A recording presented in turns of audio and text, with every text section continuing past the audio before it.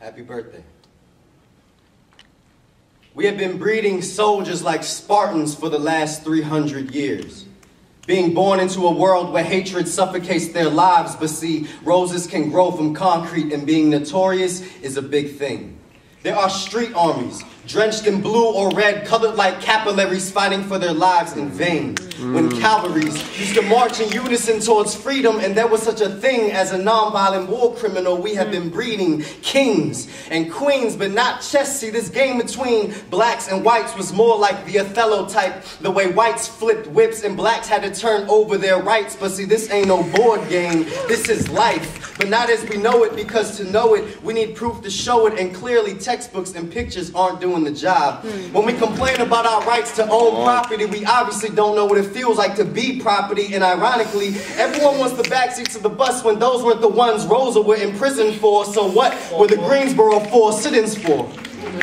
When we say fuck being served knowledge, we'd rather be skipping this class instead of sitting in class. So now jail cells have become the only place where sit-ins are committed, resulting in our breeding of orphans.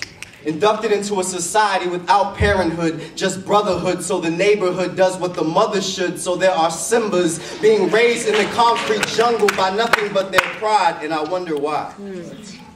We all just settle for the valleys when one has already been to the mountaintop. We should be following him to the mountaintop, singing hymns to the mountaintop, and using our pens to the mountaintop.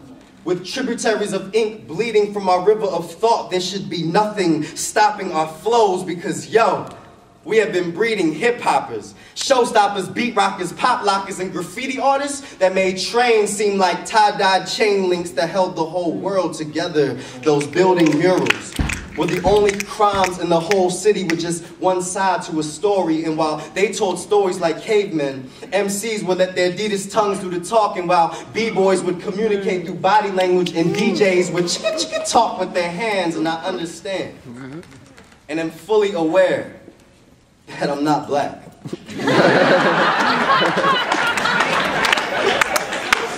But you see, my peers and my president are.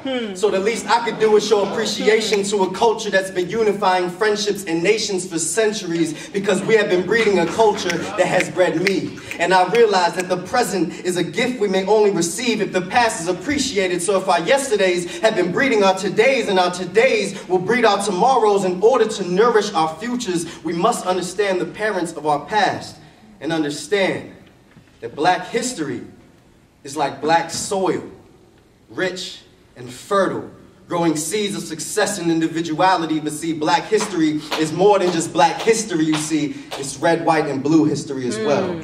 And I celebrate every night as I sleep and dream about equality like Martin once did. And I keep in mind that when he died, 1,000 more kings were born.